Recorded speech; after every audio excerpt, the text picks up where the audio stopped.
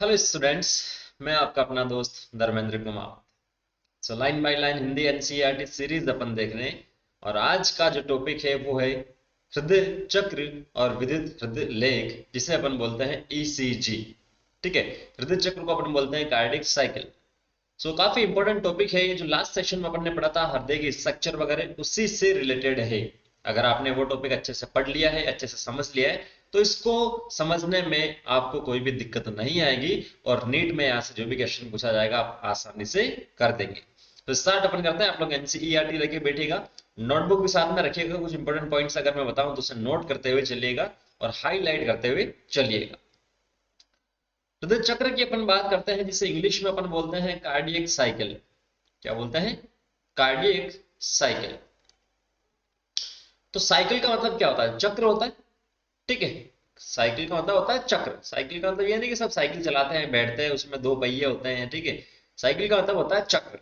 तो ये जो चक्र है हृदय में किस प्रकार से बनता है, किस प्रकार से उसकी एक्टिविटी के अनुसार इसे अपन ने टर्म यूज में लिया है कार्डियक साइकिल, वो यहां से अपन डिस्कस करेंगे। हृदय काम कैसे करता है, क्या आपको पता है? पता है तो अच्छी बात है, नहीं पता तो आओ हम जान लेते हैं। प्रारंभ में माना कि हृदय के चारों कक्ष शिथिल अवस्था में। चारों कक्ष का मतलब क्या है? ऊपर वाले जो कक्ष होते हैं छोटे होते हैं, जिसे आलिंद अपन बोलते हैं। नीचे वाले कक्ष बड़े होते हैं, जिसे अपन बोलते हैं निले।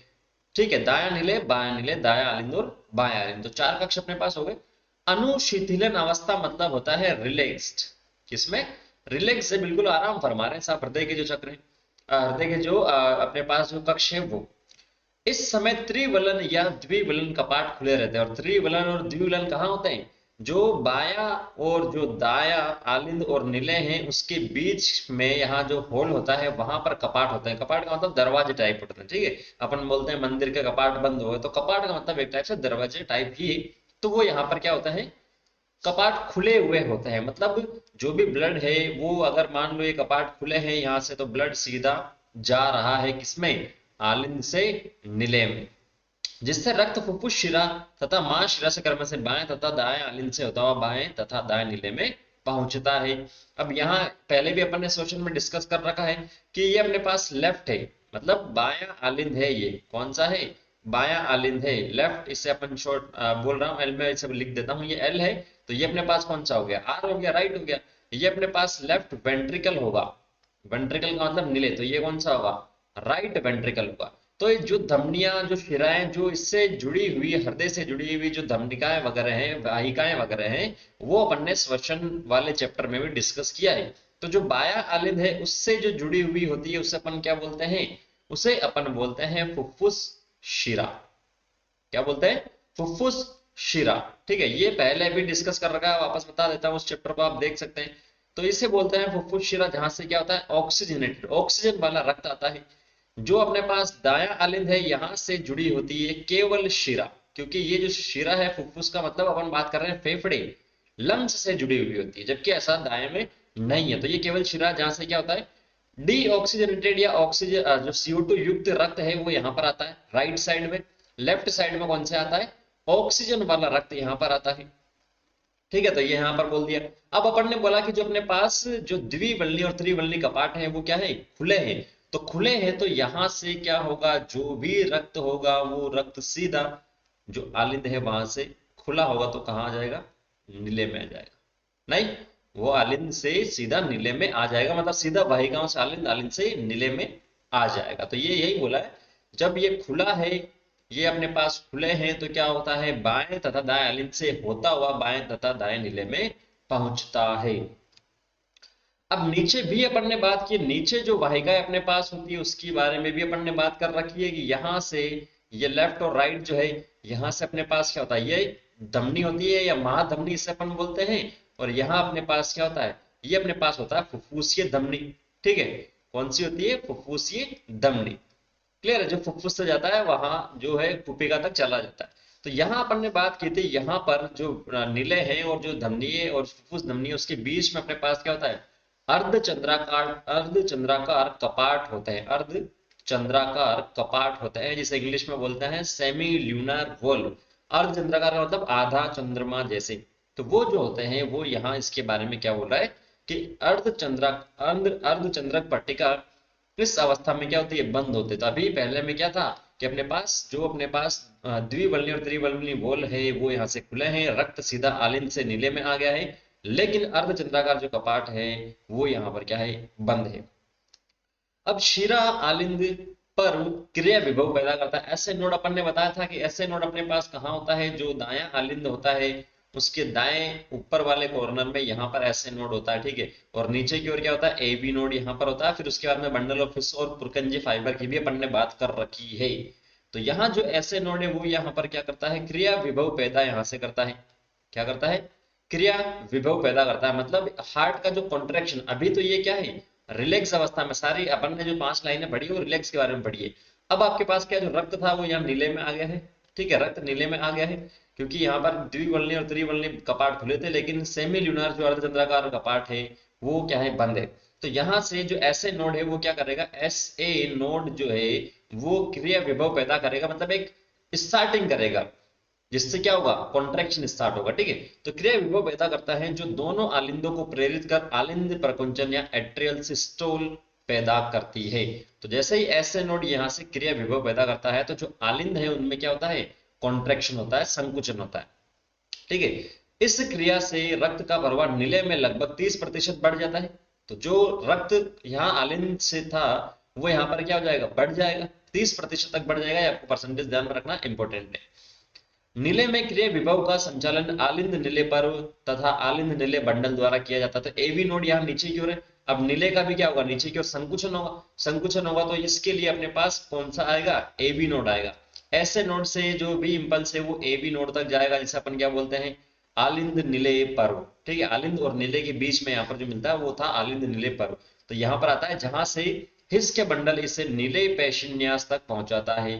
तो यहाँ एबी नोड से क्या होता है, बंडल ऑफ हिस भी अपन ने डिस्कस कर रखा है भाई लोग, बंडल ऑफ हिस की भी अपन ने बात कर रखी है। तो ये जो बंडल ऑफ हिस है वो क्या करेगा, जो वेंट्रिकल में जो भी मसल्स है, ठीक है, जो अपने पास नीले की जो यहाँ पर भित्ति के अंदर जो अपने पास मसल है, पेशी है, वहां तक क्या करेगा, इस संकुचन को बढ़ाएगा, ये इस मैसेज को बढ़ाएगा, जिससे इसे अपन क्या बोलते हैं, नीले विन्यास बोल रहे हैं जो मसल्स है उसे, ठीक है। इसके कारण नीले पेशियों में संकुचन होता है, मैसेज चला गया, नीले की जो अपने पास पेशी थी उसमें उसमें संकुचन होगा। और संकुचन होने के बाद में क्या होगा, अर्थात नीले प्रकुंचन इस समय आलिंद विश्राम अवस्था में चले जाता है। जब आपके पास नीले का संकुचन होगा, ये आपको ध्यान में रखना है, जब आपके पास नीले का संकुचन हो रहा है तो आलिंद जो है वो क्या करेंगे, आलिंद जो है आराम फरमाएंगे, क्योंकि ऊपर वाले का काम नहीं है। और जब आलिंद का संकुचन हुआ था उस समय आपके पास नीले क्या करेंगे, आराम फरमा रहे हैं। तो ये जो प्रोसेस होती है कुछ सेकंड में होती है। पहले आलिंद का संकुचन हुआ, ब्लड वहां से नीले में चला गया, अब आलिंद का कोई भी काम नहीं है, तो आलिंद आपके पास क्या होगा, रिलैक्स हो जाएगा, ठीक है। वापस से वेंट्रिकल में जब रक्त गया, नीले में रक्त गया, तो आलिंद अपने पास क्या हो गया, रिलैक्स हो गया, क्योंकि नीले में संकुचन हो रहा है, ठीक है। तो ये अपने को सिंपल सा आपको ध्यान में रखना है। इसे आलिंद को अनुशीतल कहते हैं, जो आलिंद प्रकुंचन के साथ साथ होता है, नीले प्रकुंचन के साथ, ये आपको ध्यान रखना, गलत लिखा है। वेंट्रिकल जो नीले है उसके प्रकुंचन, उसका जो संकुचन होगा उसके साथ साथ में होता है। एक नीचे से कॉन्ट्रैक्शन हो रहा है, ऊपर से रिलैक्स हो रहा है, क्योंकि उसका काम नहीं है। अब जैसे जैसे नीले जो है वो क्या हो रहा है, कॉन्ट्रैक्ट हो रहे हैं, यहाँ से नीले में संकुचन हो रहा है, तो यहाँ जो अपने पास जो अर्धचंद्राकार कपाट थे उस पर प्रेशर बनेगा। प्रेशर बनेगा तो क्या होगा, वो खुल जाएंगे, और जब वो खुलेंगे तो जो रक्त है वो कहाँ से चला जाएगा, जो दाया नीले है वहां से धमनी में चला जाएगा, महाधमनी में, और जो बाया है वहां से फुफ्फुसीय धमनी में चला जाएगा। तो नीले प्रकुंचन, नीले दाब बढ़ जाता है, जिससे त्रिवल्नी वे द्विवल्नी कपाट क्या हो जाते हैं, बंद हो जाते हैं। जो ऊपर वाले थे ऊपर वाले बंद हो जाएंगे, क्योंकि नहीं तो जो ब्लड है वो वापस से क्या हो जाएगा, ऊपर चला जाएगा। अगर अपन पाइप की बात करें, एक पाइप से दूसरे पाइप में अगर पानी जा रहा है तो आगे वाला अगर ये प्रेशर, मान लो ये 2 पाइप है मेरे पास, ये पहला पाइप और ये दूसरा पाइप, ठीक है। तो यहाँ का जो प्रेशर है वो इससे ज्यादा होगा, तभी तो इसके अंदर पानी जाएगा। नहीं, अगर नहीं जा रहा, इसका प्रेशर ज्यादा हो गया तो पानी वापस भी आ सकता है। तो यहाँ अपन ने बीच में क्या लगा दिया, ढक्कन लगा दिया, जिससे पानी वापस ना जाए। तो जो द्विवल्नी और त्रिवल्नी कपाट है, जब नीले का संकुचन होता है तो यहाँ से ये बंद हो जाते हैं, जिससे रक्त जो है वो आलिंदों में वापस ना जाए, ठीक है। और क्या हो जाएगा, जो अर्धचंद्राकार कपाट है वो यहाँ से खुल जाएंगे, जिससे रक्त आगे चला जाएगा। अतः रक्त विपरीत दिशा अर्थात आलिंदों में नहीं आता जब द्विवल्नी कपाट और त्रिवल्नी बंद जाता है। जैसे ही निलय दाब बढ़ता है, निलय का दाब जब बढ़ रहा है, तो अर्धचंद्र कपाटिकाएं जो फुफ्फुस धमनी, ये बता दिया मैंने, और महाधमनी जो बाईं ओर होती है खुलने के लिए मजबूर हो जाते हैं, जिसके जिसके रक्त इन धमनियों से होता हुआ परिसंचरण मार्ग में चला जाता है। क्लियर होगा? निलय अब शिथिल हो जाता है। अब निलय से जो रक्त था वो कहां चला गया? वो अपने पास महाधमनी और फुफ्फुसीय धमनी में चला गया, यहां से, ठीक है। ये निलय से इसमें चला गया, रक्त इसमें आ गया। तो अब जो आपके पास निलय है वो क्या होंगे? रिलैक्स करेंगे, बोले मैं ना मेरा काम कर दिया, अब मैं शिथिल हो जाता हूं, रिलैक्स यहां से हो जाता हूं। इसे अपन बोलते हैं निलय अनुशीतलन, ठीक है। पहले आलिंद अनुशीतलन था, इसे अपन बोलते हैं निलय अनुशीतलन। इस तरह निलय का दाब कम हो जाता है, जिससे अर्धचंद्रक पाटिका बंद हो जाती है, जिससे रक्त का विपरीत प्रवाह नीले में नहीं हो। तो जब यहां से जो अर्धचंद्राकार अर्धचंद्र का पट्टिका जो है वो यहाँ से बंद हो जाएगी। पहले के केस में आपको ध्यान रखना, जो द्विवल्ली और त्रिवल्ली जब थे, जो कपाट थे, वो बंद कब होंगे? जब निलय का संकुचन होगा, ठीक है। निलय का संकुचन होगा तो विपरीत दिशा में रक्त को जाने से रोकने के लिए जो द्विवल्ली और त्रिवल्ली कपाट है वो बंद हो जाते हैं। अब जो रक्त है वो अपने पास वाहिकाओं में आ गया, फुफ्फुस धमनी और महाधमनी में आ गया। तो अब आपके पास क्या हुआ? ये जो बाइकस्पिड और ट्राइकस्पिड, द्विवल्ली और त्रिवल्ली, ये खुल जाएंगे, क्योंकि इसका तो कोई रोल नहीं रहेगा दूसरे केस में, ठीक है। और जो अपने पास सेमी ल्यूनर या अर्धचंद्रक थे वो यहाँ से क्या होंगे? बंद हो जाएंगे। पहले खुले थे लेकिन अब क्या हो रहे हैं? बंद हो रहे हैं, जिससे इन रक्त वाहिकाओं में जो रक्त है वो वापस से विपरीत दिशा में ना जाए। क्लियर है? अलग अलग कंडीशन है, आपको ध्यान रखना। आप चाहो तो 1 2 3 पॉइंट करके आप लिख सकते हो, इजी आपका काम यहाँ से हो जाएगा। जिससे रक्त का विपरीत प्रवाह निलय में नहीं होता। निलय दाब और कम होता है, अतः आलिंद में रक्त का दाब अधिक होने के कारण त्रिवल्ली कपाट और द्विवल्ली कपाट खुल जाते हैं, ठीक है। वापस से खुल जाते हैं, क्योंकि आलिंद का अब दाब जो है वो क्या है? ज्यादा है निलय के कंपेरेटिवली। तो एक चक्र यहाँ से बन गया, ठीक है। इस तरह शिराओं से आए हुए रक्त का पुनः प्रवाह आलिंद से पुनः निलय में शुरू हो जाता है, मतलब वापस से पहले वाली कंडीशन में आ गए अपन। निलय तथा आलिंद एक बार पुनः, जैसा ऊपर लिखा है, शिथिलावस्था में चले जाते हैं, वापस से दोनों रिलैक्स हो जाएंगे। जब रक्त आपका कहाँ होगा? इन वाहिकाओं में होगा, तब आलिंद भी रिलैक्स से करेंगे, आराम करेंगे, और निलय है वो भी क्या करेंगे? आराम करेंगे। शिरा आलिंद पर्व या कोटरा आलिंद गांठ पुनः क्रिया विभव उत्पन्न करता है। तो जब आलिंद में वापस रक्त आता है तो ऐसे नोड वापस से क्रिया विभव उत्पन्न करता है, और एवी नोड से वापस से वही जो प्रोसेस है मसल वगैरह तक जाता है, कॉन्ट्रैक्शन रिलैक्सेशन होता है। तो पुनः क्रिया विभव पैदा करती है तथा उपरोक्त वर्णित सारी क्रिया को दोहराती है। ये प्रक्रिया लगातार चलती रहती है। क्लियर है? एक हृदय स्पंदन के आरंभ से, मतलब एक बार जो अपने पास संकुचन हुआ उसके आरंभन से लेकर वापस से जो अगला चक्र यहाँ से स्टार्ट हो रहा, अगला जो संकुचन का जो चरण स्टार्ट हो रहा है उसके बारे में बात कर रहा है। एक हृदय स्पंदन के आरंभ से दूसरे स्पंदन के आरंभ, एक संपूर्ण हृदय स्पंदन होने के बीच के घटनाक्रम को अपन बोलते हैं हृदय चक्र। एक से दूसरे में, ठीक है। पहली बार जो हुआ वहां से लेकर दूसरी बार जो हो रहा है, इसके बीच में जितनी भी प्रोसेस हो रही है वो अपने पास क्या आ जाएगा? कार्डियक साइकिल यहां से आ जाएगा, हृदय चक्र जिसे अपन बोलते हैं। तथा इस क्रिया में दोनों आलिंद और दोनों निलय का प्रकुंचन और अनुशीतलन सम्मिलित है, ये अपन ने डिस्कस कर लिया ऊपर। जैसा कि ऊपर वर्णित किया जा चुका है कि हृदय स्पंदन 1 मिनट में 72 बार होता है। ये जो लास्ट लेसन था उसमें अपन ने बोला था कि 75 होता है, 70 से 70, लेकिन एवरेज जो होता है 72 बार अपना जो दिल है 1 मिनट में बीट करता है, ठीक है, 1 मिनट में। तो अगर आपसे पूछा जाए एक जो बीट है वो कितने टाइम की होती है, तो 60 सेकंड में 72 बार अपने पास करता है, ठीक है। सॉरी, 72 बार जो बीट करता है, 72 बार जो हृदय स्पंदन है वो कितने समय में होता है? 60 सेकंड में होता है। तो एक जो बीट है, ये 72 बीट की अपन ने बात की है, तो एक जो बीट होगा वो कितने में जाएगा? 60 भाजक करेंगे अपन 72 से, तो यहाँ अपने पास आएगा 0.8 सेकंड, मतलब 0.8 सेकंड, 1 सेकंड से भी कम समय में ये जो अपना हार्ट है वो धड़क जाता है, बीट हो जाता है। यहाँ से आप लगाएंगे आप तो 72 बार धड़कता है, एक बार जो धड़कता है 0.8 सेकंड में कंप्लीट कर लेता है। जैसा कि ऊपर वर्णित किया जा चुका है कि हृदय स्पंदन 1 मिनट में 72 बार होता है, अर्थात 1 मिनट में कई बार हृदय चक्र होता है। इससे एक चक्र का समय 0.8 सेकंड निकाला जा सकता है, जो मैंने निकाल के बता दिया। प्रत्येक हृदय चक्र में निलय 70 ml या मिलीलीटर ब्लड जो है वो पंप करता है। एक हृदय चक्र में जो 0.8 सेकंड में हो रहा है उसमें कितना निकल रहा है? 70 ml निकल रहा है एक बार में। 70 ml निकालता है कौन? निलय यहां से, ठीक है, निलय यहां से निकाल रहा है, जिसे अपन क्या बोलते हैं? प्रवाह आयतन। तो निलय से जो निकल रहा है इसे अपन ने बोला है प्रवाह आयतन, स्ट्रोक वॉल्यूम बोलते हैं इंग्लिश में, ठीक है, स्ट्रोक वॉल्यूम।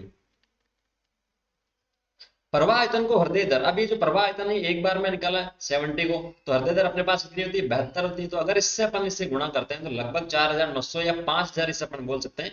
ये 5000 आता है ml या 5 लीटर, ठीक है 5 लीटर। तो अपन बोल रहे हैं यहाँ पर प्रवाह आयतन को हृदय दर से गुणा करने पर हृदय निकास कहलाता है। तो ये जो 5 लीटर निकला है ये अपने पास क्या है हृदय निकास बोला है, या इसे इंग्लिश में अपन बोलते हैं कार्डियक आउटपुट। क्या बोलते हैं कार्डियक आउटपुट, ठीक है। स्ट्रोक वॉल्यूम और कार्डियक आउटपुट में आपको डिफरेंस ध्यान में रखना है। केवल एक बार में जो निकला उसे अपन प्रवाह आयतन बोलते हैं, 1 मिनट में जो निकला उसे अपन कार्डियक आउटपुट बोलते हैं।